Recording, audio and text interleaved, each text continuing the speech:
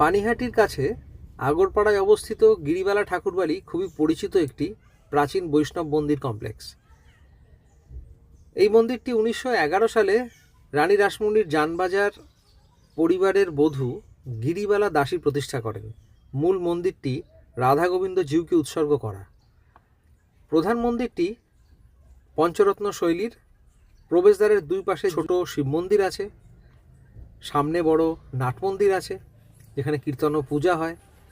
গঙ্গার ধারের সুন্দর ঘাট আছে যেটা গিরিবালা ঘাট নামে পরিচিত। জায়গাটি খুব শান্ত হওয়ার জন্য ফটোগ্রাফি বা হেরিটেজ ভিজিটের জন্য খুব আদর্শ।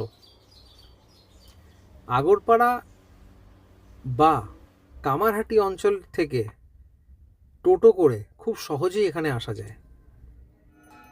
সন্ধ্যা আরতিও এখানে দেখার মতো।